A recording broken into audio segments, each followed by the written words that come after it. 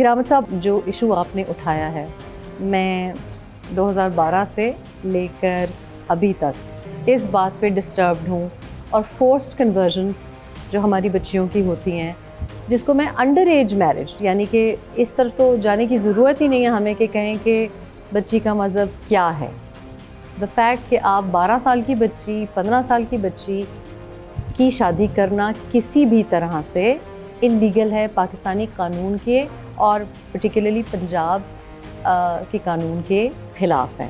اور بہت کم کیسز ایسے ہیں جو کہ میڈیا تک یا سوشل میڈیا تک یا میرے تک یا کسی میری جیسے کسی شخص کے پاس پہنچے. تو کیا ہم منظم طریقے سے اس کے اوپر کام نہیں کر سکتے کمیونٹی کے ساتھ؟ اور آپ کا ایم پی اے اور آپ کا ایم این اے، کیا ہم اس کو نہیں پکڑ سکتے اس بات پہ کہ یہ تو ایک بیسک رائٹ ہے کہ آپ کو قانون اور آئین یہ حق دیتا ہے کہ آپ کا جو مذہب ہے اس کو آپ فریلی پریکٹس کر سکیں. یہ تو غیر قانونی حرکت ہے اور بالکل آئین کی خلاف ورزی ہے. تو آپ لوکل ایم پی اور ایم این اے اس کو کیوں یہ بات اجاگر نہیں کرتا ہے؟ جی، سب سے پہلے تو آپ کا شکریہ ادا کرتے ہیں کہ آپ نے ہماری دکھتی رگ پہ ہاتھ رکھا ہے. آپ نے میری دکھتی رگ پہ ہاتھ رکھا ہے. وہ پنجابی میں ایک بات کہتے ہیں کہ دکھ رو کے دسیا تے کی دسیا. نہ تو کسی ایم پی اے کا قصور ہے، نہ کسی ایم این اے کا قصور ہے، اور نہ ہی کسی حکومت کا قصور ہے. حکومت کسی بھی پارٹی کی آئے، کیونکہ حکومت نہیں چاہتی کہ ہمارے ملک کی بدنامی جو ہے وہ اوپر والے لیول تک ہو. دوسری حکومتیں، جس طرح کرنل صاحب نے بتایا کہ دوسرے جو ہمارے دشمن ممالک ہیں جو ہمارے امن کو تباہ کرتے ہیں، وہ اپنا کام کرتے ہیں، اس میں کوئی شک نہیں ہے. لیکن وہ کرواتے کن سے ہیں؟ تھوڑا سوچنا پڑے گا کہ وہ کرواتے کن سے ہیں. ہم خود کرتے ہیں، ہم پیسے کی ریل پیل چاہتے ہیں اور یہ کام کرتے ہیں. ابھی اگر ہم 1997 سے لے کر 2023 تک اس پاکستان کے اندر بڑے بڑے واقعات دیکھ لیں جو کرسچن کمیونٹی کے ساتھ ہوئے ہیں، تو وہ 15 بنتے ہیں. آپ نے تو M P As, M N As, حکومت سب کو مطلب بالکل ہی بریوزما کر دیا. سارے انہوں نے یرغمال بنائے ہوئے ہیں نا. تو میری بات سادہ سی جی ہے. ہاں جی، میں بار بار کہوں گی کیونکہ میں ووٹ کی طاقت میں بلیو کرتی ہوں، لیکن اگر ووٹ سے پہلے سلیکشن ہی غلط ہو. دیکھیں، میں بار بار جس طرف اشارہ نہیں، میں بڑی ڈائریکٹ بات کر رہی ہوں کہ این اے 127 سے کیا وجہ ہے کہ جب 85% بلکہ میرا تو خیال ہے 90% وہاں پہ کرسچن ووٹ تھا، تو وہاں کرسچن کینڈیڈیٹ کیوں نہیں ہے؟ یہاں یوحنا آباد سے کرسچن کینڈیڈیٹ کیوں نہیں ہے؟ آپ اس بات ہی پہ اگر کمیونٹی اڑ جائے کہ ہم نے آپ کو ووٹ نہیں دینا، کچھ تو اپنے گریبان میں بھی جھانکنا پڑے گا. اور پھر یہ بات کرنا کہ سیاستدان کو، یا میرا خیال ہے ریاست دان کہنا چاہیے، سیاستدان نہیں کہنا چاہیے، ان کو یرغمال بنایا ہوا ہے. تو لیڈر تو بیچارہ نہیں ہو سکتا، لیڈر تو یرغمال نہیں ہو سکتا. اگر یرغمال کوئی ہو سکتا ہے اس کا مطلب ہے وہ لیڈر نہیں ہے. اب اس میں جو میں سمجھتا ہوں، جہاں پہ آپ نے این اے 127 کی بات کی، وہاں پہ 90% کرسچنز ووٹ ہیں. اب یہاں پر اس ایریا میں بھی تقریباً 85 یا 90 بنتے ہیں.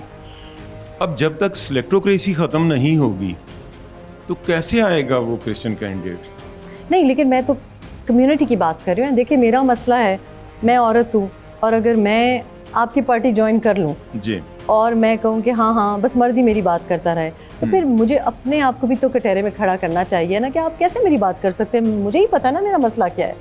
تو کسی اور کو جو باہروں آئے ہیں، اور اس دفعہ تو بہت ہی باہروں آئے ہیں، تو وہ کیسے سمجھ سکتا ہے؟ میرے خیال میں جو سمجھتا ہوں وہ یہی ہے کہ ہماری حکومت کسی بھی پارٹی کی آتی ہے نا، ہماری حکومت کمزور ترین حکومت ہوتی ہے. جو بھی آتی ہے اس کے پاس ماسوائے پریشر کے علاوہ جو پریشر وہ لیتے ہیں وہ کسی بھی طرح کا ہو، وہ سارا ہم سبوں کو پتہ ہے کہ کس طرح کے پریشر ہیں. وہ سبھی کے سبھی جب پریشرز آتے ہیں تو ان پریشر کو وہ اپنے اوپر لے ہی نہیں سکتے، اور جب لے نہیں سکتے تو اچھے فیصلے نہیں کر سکتے.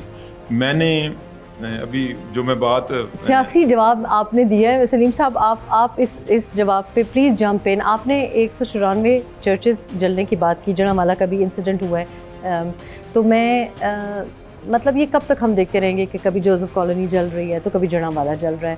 مطلب میرے اوپر ہی رحم کریں, کبھی میں یہاں جاتی ہوں کبھی میں وہاں جاتی ہوں, اور میرے بیچارے دکھی دلی کا کچھ لحاظ کر لیں. پرابلم تو یہاں سے ہے نا کہ ہم یہ سیاسی جواب نہیں دے سکتے کہ جی حکومت پریشر نہیں لے سکتی. ہمیں تو کینڈیڈیٹ سلیکشن, اگر کوئی اور سلیکٹوکریسی کر رہا ہے تو جو کنسٹیچوئنٹ ہے آپ آفر تو کریں, آپ آفر تو کریں, نہ ڈالیں نہ ووٹ اس طرف. ایک بار سلیم صاحب کا میں جواب لے لوں پھر آپ کی طرف واپس آتے ہیں.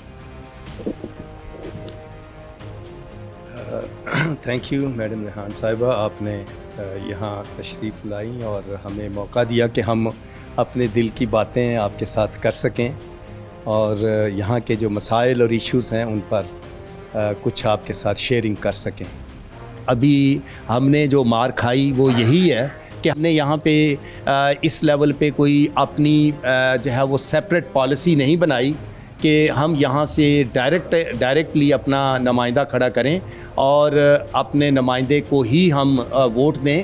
اس کی بہت ساری ریزنز ہیں کہ پارٹیز رواداری کی بنیاد پہ بھی, سیاسی رواداری کی بنیاد پہ بہت ساری الیکشن کے دوران یا اس سے پہلے بھی بہت ساری شخصیتیں جو سیاسی اثر و رسوخ رکھتی ہیں وہ ہمارے عوام کو, کرسچن مائنورٹیز کو اور اسپیشلی جہان آباد کو اپروچ کر لیتی ہیں, اور اس طرح سے پھر لوگ اتنے تقسیم ہو جاتے ہیں. قطع کلامی معاف, لیکن رواداری بہت اچھی چیز ہے, لیکن رواداری الیکشنز کے بعد بھی ہونی چاہیے. رواداری دوسری طرف سے بھی تو نبھانی چاہیے. الیکشنز کے بعد بھی تو آپ نے رواداری نبھائی ووٹ دے کے, تو آگے سے بھی تو کوئی رواداری نبھائے کہ آپ سے جو وعدہ کیا, اور جب آپ کو پتہ ہے کہ ایک دفعہ رواداری نہیں ہوئی, دوسری دفعہ رواداری نہیں ہوئی, تو پھر یہ کس قسم کی رواداری ہے؟ ون سائیڈڈ تو نہیں ہو سکتا. میں میڈم یہی عرض کرنا چاہ رہا ہوں کہ ہمیں یہ ایک تلخ تجربہ ہوا ہے جو کافی سال سے چلتا آ رہا ہے, اور ہم پچھلے 3-4 الیکشنز میں اپنے نمائندے جو ہے وہ اپنی مرضی سے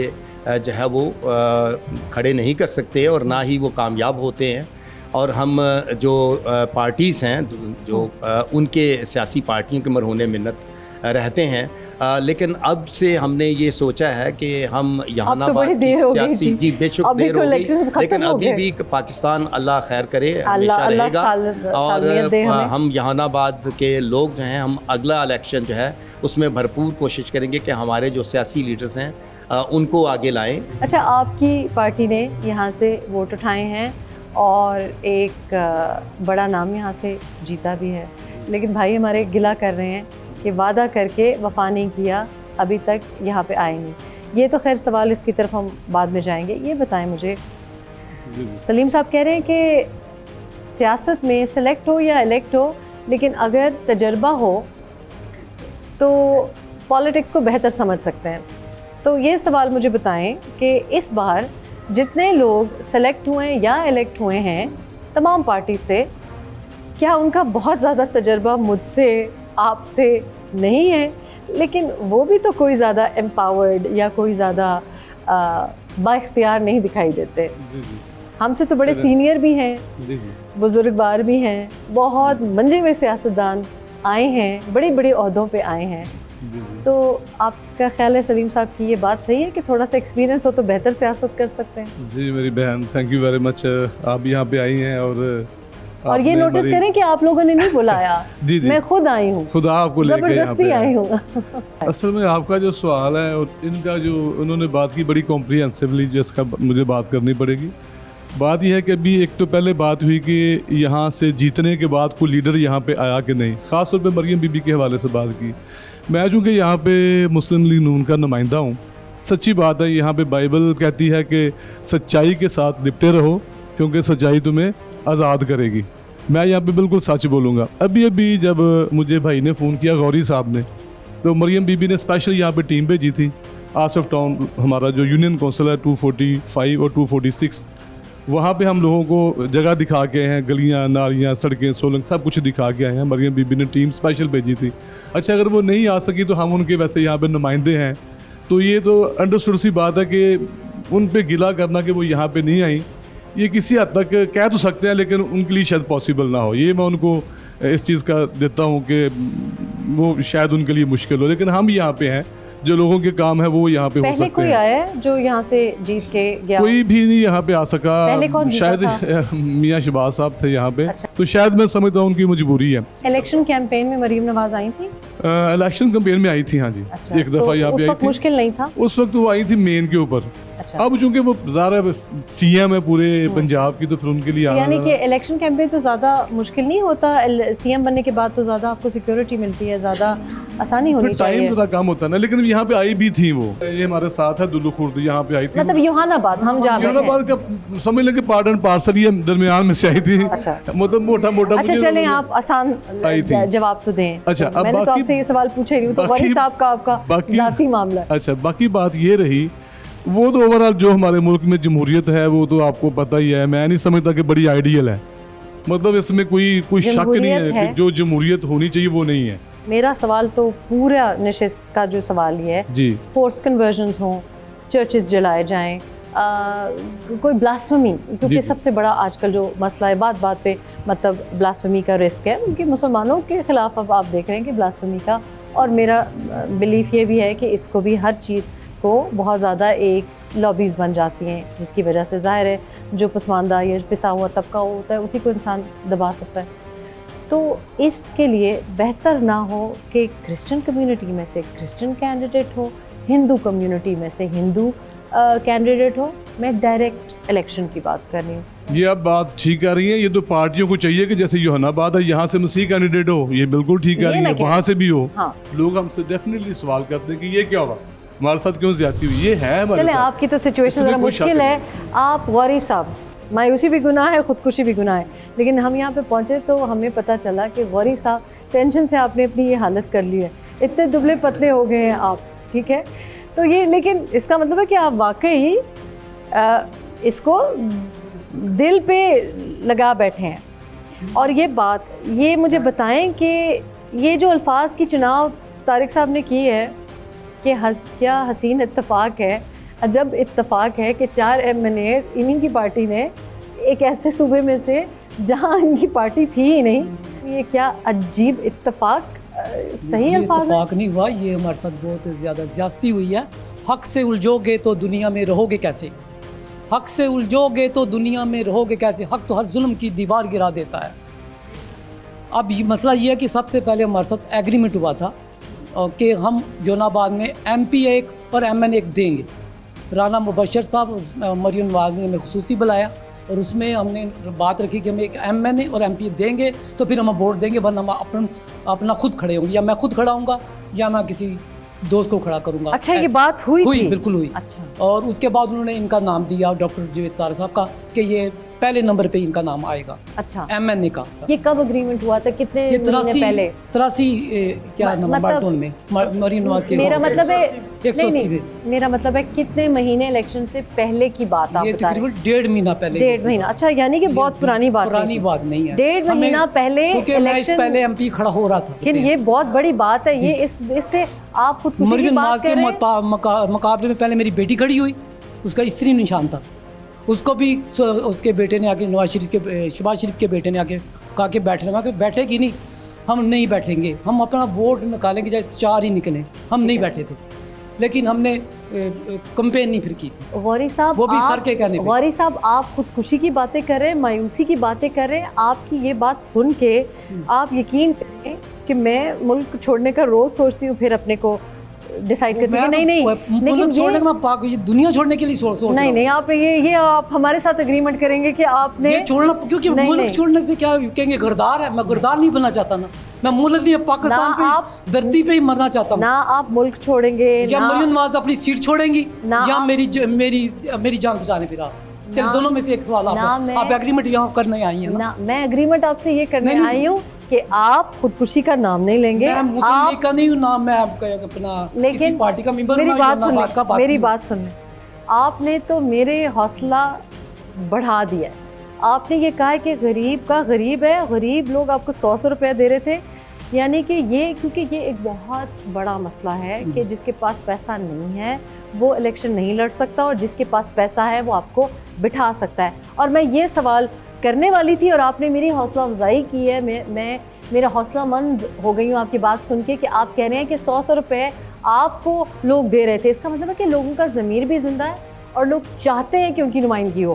اب سوال میرا سنیں, کیا مائنورٹی ایریاز میں مائنورٹی لیڈرز کا بھی قصور نہیں ہے کہ جب کوئی بڑی شخصیت یا کوئی زیادہ مال والا آتا ہے تو وہ آپ کو ووٹ کو آپ پہ خرید سکتے ہیں؟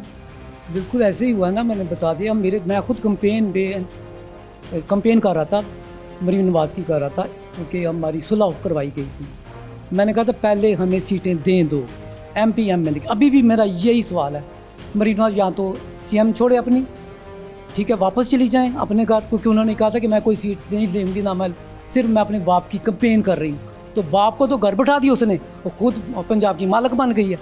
کمپین والے کو گھر بٹھا دیا گیا اور مجھے خودکشی کرنے پہ مجبور کر دیا گیا, جس نے گھر گھر جا کے ووٹ. اچھا میری بات سنیں, اگر غوری صاحب, اگر میں یہ کہوں کہ غلطی آپ کی ہے کہ آپ نے اپنی کیمپین نہیں کی یا اپنی کسی ایریا سے جو بندہ ہے یا خاتون ہے اس کی کیمپین نہیں کی, تو سوال میں دوبارہ یہی دہرا رہی ہوں کہ کیا آپ کی سلیکٹوکریسی میں غلطی ہے؟ یہ پہلی غلطی میں پہلی دفعہ کی ہے. پہلے میں الیکشن لڑاتا رہا ہوں, لوگوں کو اچھا کھڑا کرتا رہا ہوں, ٹھیک ہے. یہاں سے علاقے سے میری ہمیشہ یہ کاوش ہوتی ہے, خواہش بھی ہوتی ہے کہ خواتین تمام حلقوں میں اپنی آواز کو استعمال بھی کریں اور خواتین کو بھی حق دیا نہیں جائے, وہ لے لیں بولنے کا بھی اور اپنا مسئلہ بیان کرنے کا.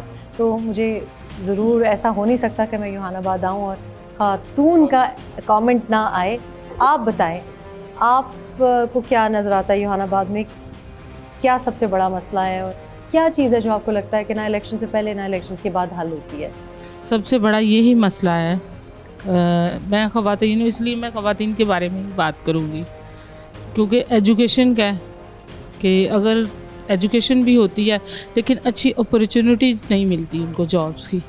اگر جاب پہ جاتی ہیں تو کچھ نہ کچھ ایسے ایشوز ہو جاتے ہیں, ان کی پروموشن نہیں ہوتی, اس طرح کے بہت سارے مسائل پیدا ہو جاتے ہیں.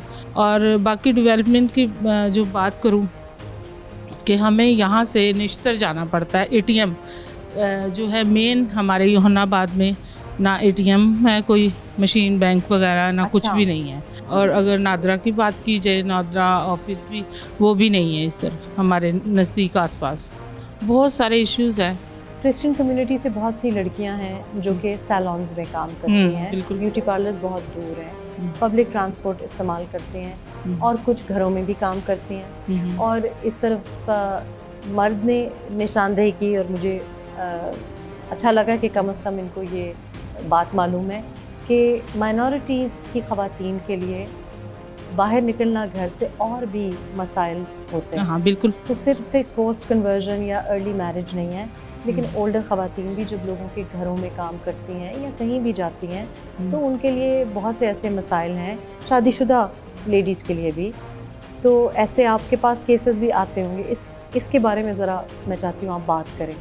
ہاں یہ تو صحیح بات ہے کہ بہت سارے اس طرح کے ایشوز آتے ہیں. کس طرح کے ایشوز ہوتے ہیں ذرا وضاحت سے بتائیں. میں آپ اپنی بات لاسٹ جو ہے ویک میں جو ہے میں ٹیکنالوجی کالج میں لیکچر لے رہی ہوں اور پڑھ رہی ہوں. ادھر لاسٹ ویک میں مجھے ایک میسیج میرے کولیگ ہے انہوں نے بھیجا کہ میڈم صبح کی تہجد ہے تو اٹھ کے نماز پڑھ لیں. میں نے کہا سوری آئی ایم کرسچن. اور ہماری جو بچیاں ہیں وہ بھی جاتی ہیں, ان کو بھی بہت سارے اس طرح کے مسائل جو ہیں وہ پیش آتے ہیں, کیونکہ ایجوکیشن. ڈر لگتا ہے؟ ہاں ظاہری بات ہے, ڈر تو لگتا ہے کہ اگر ہم بتائیں گے, کیونکہ کیمرے کے سامنے ہم نہیں بتا بھی نہیں سکتے, اگر ہم کچھ اس طرح کا کہیں گے تو ہو سکتا ہے کل کا دن ہمارے لیے کتنا مشکل ہو. سوال ایک بار پھر وہی ہے جو میں ہمیشہ کرتی ہوں, کیا ہم نے ان مسائل کے ساتھ مرنا ہے یا ان کو حل کرنا ہے؟ میں چاہتی ہوں کہ ہم ان مسائل کے ساتھ ہرگز نہ مریں, بلکہ میری زندگی میں کچھ ایک دو مسائل تو ہم حل کر جائیں.